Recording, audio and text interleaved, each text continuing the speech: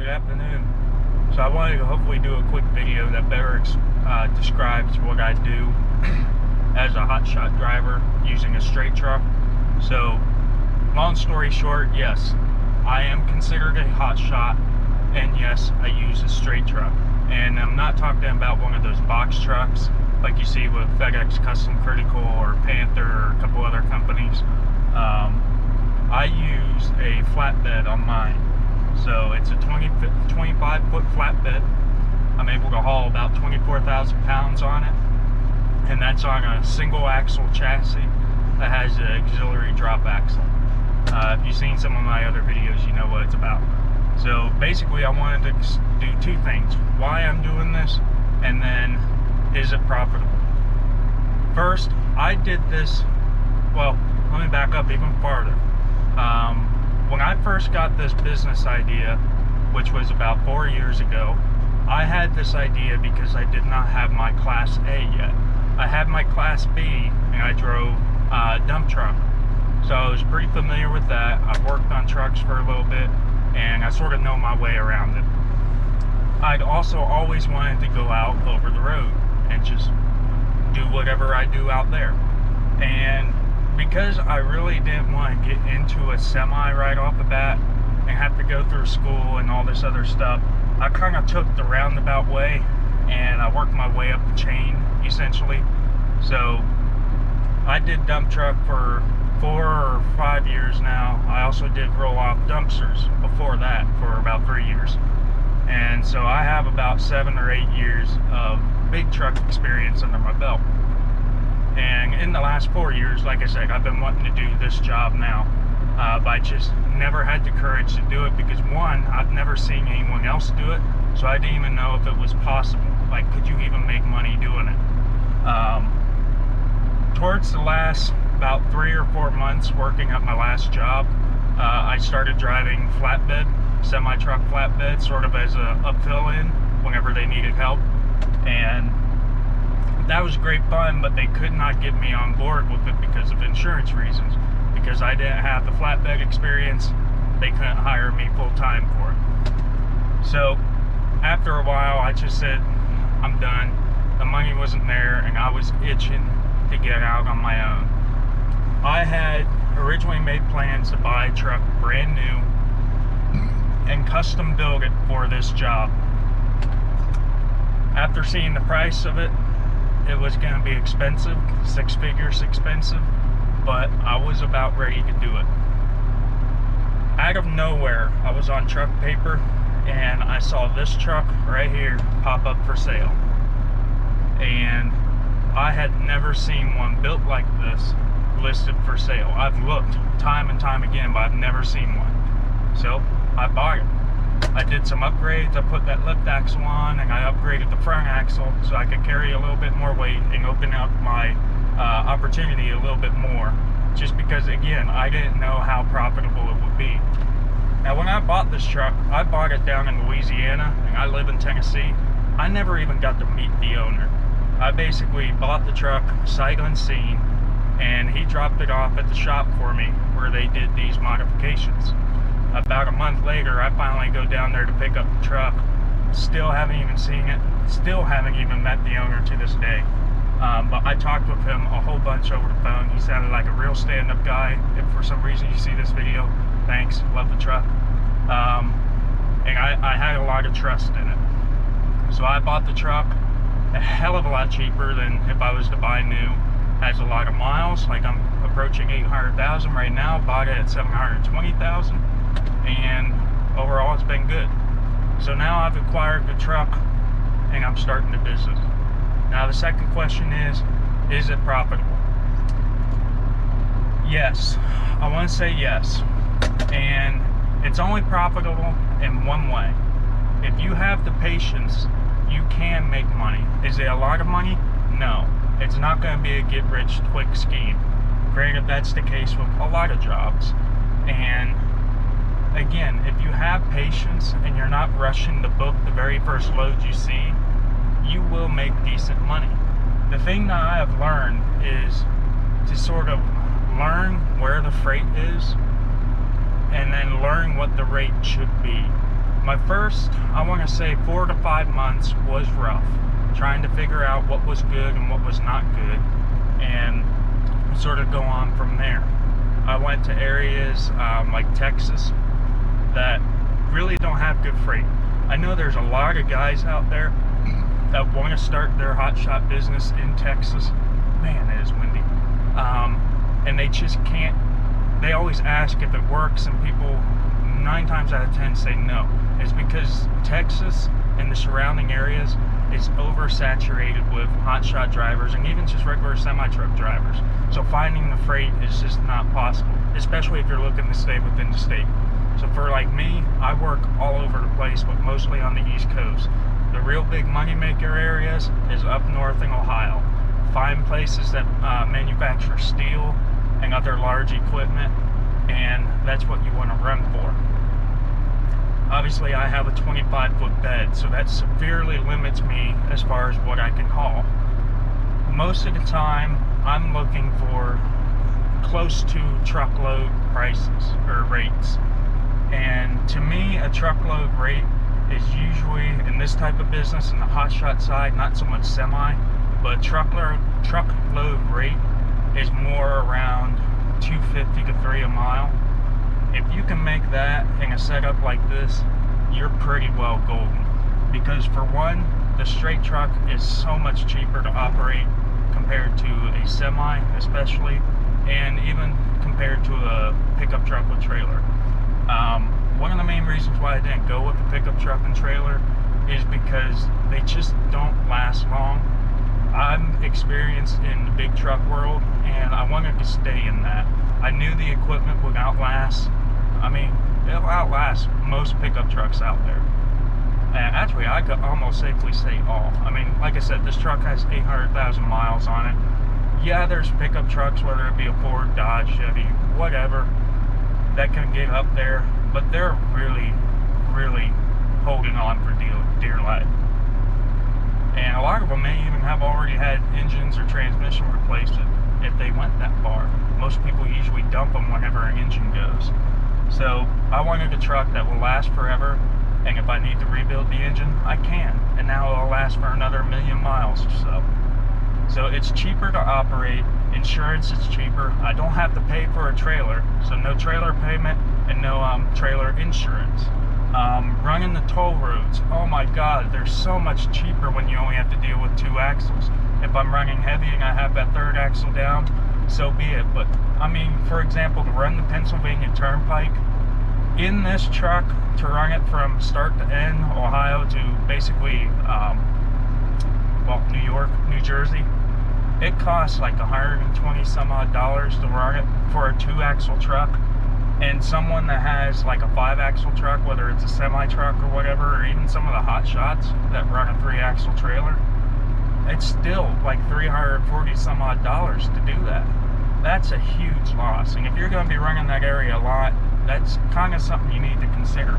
So for the fact that I could run the Pennsylvania Turnpike for, on average, about $70, depending on where I get on, in places like Ohio, to run the entire length of the Ohio Turnpike, only about $32, that seems pretty good to me. 2, I get good fuel economy. I know from what I've seen, most hotshot pickup truck drivers running with maybe, I don't know, they're all over the place, whether you're not CDL or not. That's a whole nother story. If you're running a heavier setup, I know most of those guys are getting anywhere from 6 to 7 miles to the gallon. And that's sort of right there with semi-trucks. Semi-trucks can get anywhere from 4, if you're running like a real big cat engine, 4 to maybe 6 miles to the gallon on an average load. And that's not very good. For me, I average about 8.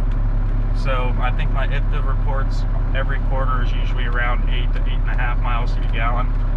That's still higher than all the other ones, maybe by a mile per gallon or so, but that's still higher. When I'm empty, I'm getting around 11 to 12. If I keep all my loads light, that's better fuel economy for me. Yes, I am obviously CDL, I briefly mentioned that. This truck here is technically classified for a Class B, but I do have my Class A now. I've never mentioned that. That's obviously how I started doing semi at my last job.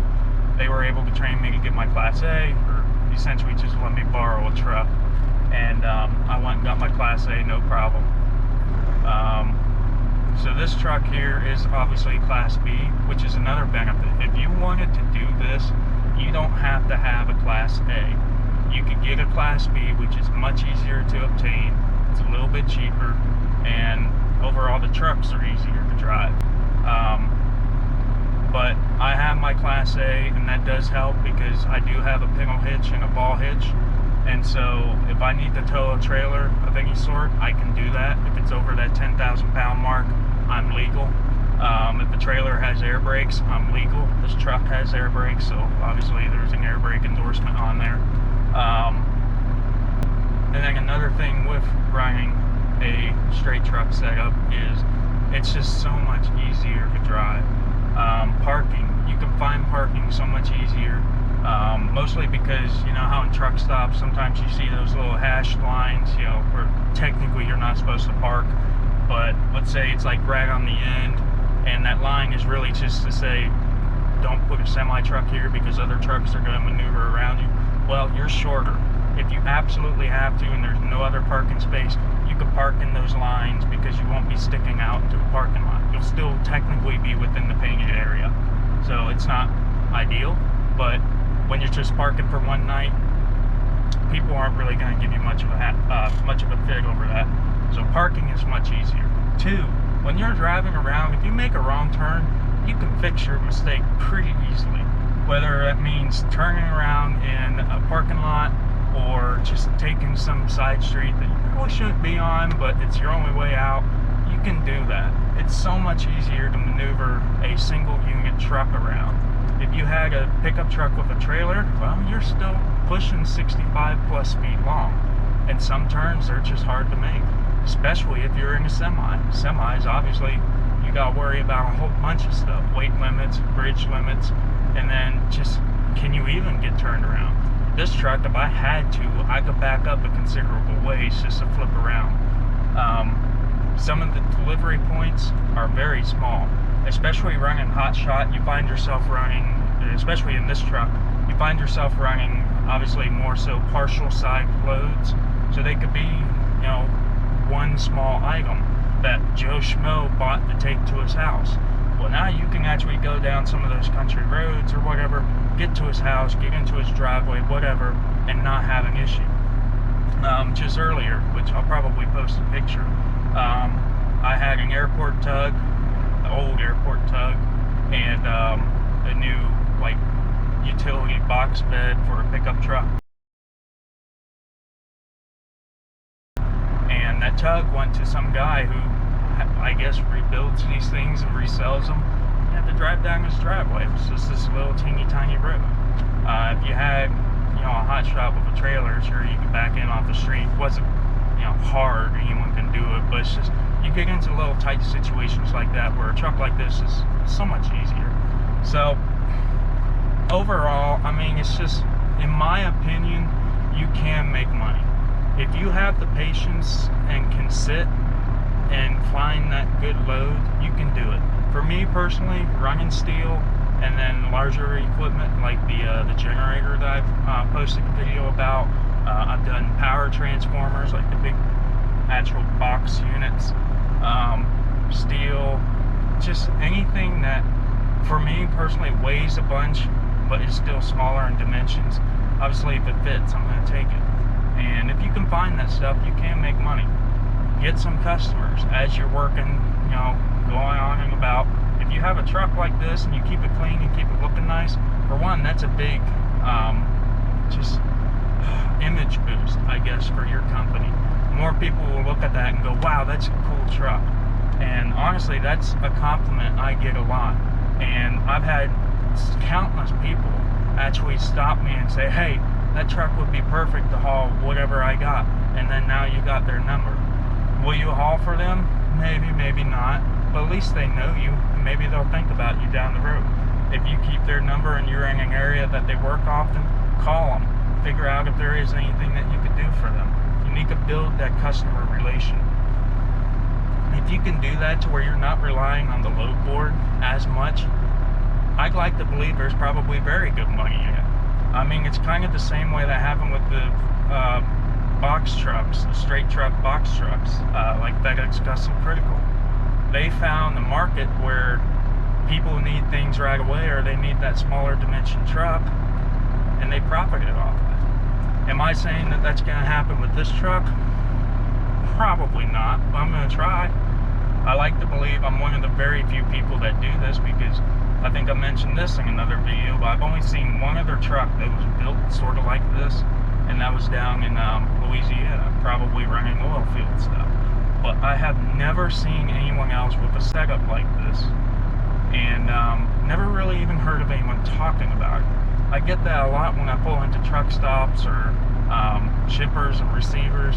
I get a lot of people that ask me about this truck because they've never seen one, especially never seen one with a sleeper back there.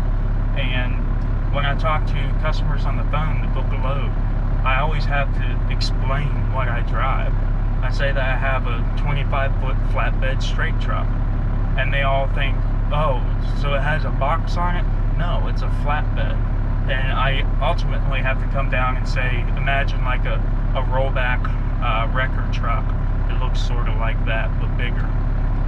So, I don't know, it's just, long story short, this video is getting long. I was wanting to keep it short, but can you make money? Yes, but you need patience. Don't rush to book the first load you see, and just, you know, sort of feel out the market. First couple months will be rough. That is the case with any business. But once you get into a groove, you learn where everything's at, you can do good. For the most part, this truck doesn't move for anything less than about $2.50 a mile. To some people that may seem cheap, and you're already thinking, oh, well, I make, you know, 4 or 5 a mile hauling these cars. Great. If you can do that, that's great. Personally, I'm happy where I'm at. The work is simple because I usually only book one load, and that's it. I don't deal with a whole bunch of partials and have to deal with 3 or 4 people at the same time and go to 3 or 4 different places to deliver. I just want one and done. So this setup works for me. I'm happy with the money I'm making, and I can see that I can make more in the future, given that I play my cards right. So that's one reason why I started this vlog channel.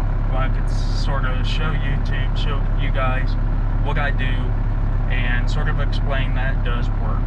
So that's pretty much where I'm going to end that.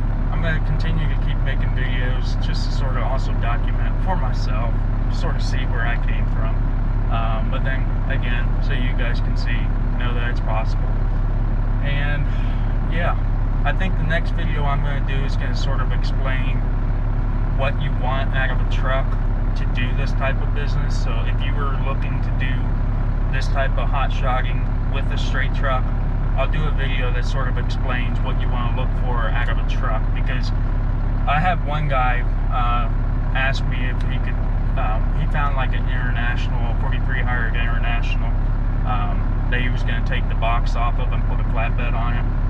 And I told him that he could, but those are smaller trucks, and would it be good or not? Probably not, is kind of what I told him. But I'll make that for a separate videos, because there is things you need to consider if you're going to build a truck for this business. But other than that, this video is pushing 20 minutes long. I'm going to end it here. At least now you got an idea of what I do, and I'll talk to you later. Before I end it, I wanted to show where I was sitting. I'm sitting at a little country stop restaurant or whatever right off of Highway 321 in North Carolina. I'm on my way home, and I'm about 3.5 hours away, but there's some big storms moving in. There's not much wind blowing right now, but a couple times I mentioned in the video that the wind was really blowing. It was kicking up a lot of dust through here. So just wanted to show where I'm sitting at. It's a little teeny tiny truck stop right off of 321 called the Country Market. They got a restaurant in there, or not really a restaurant, but kind of like a kitchen where you can order some food, cat scale if you need it, diesel with DEF, and a dirt parking lot, probably good for about 30 or 40 trucks. So if you're coming down 321 and you need a place to park for the night or food to eat, here's a cool little niche stop. I like finding these little mom and pop shops. Hell of a lot better than paying outrageous prices like a pilot. So, alright, that's it. Talk to you later.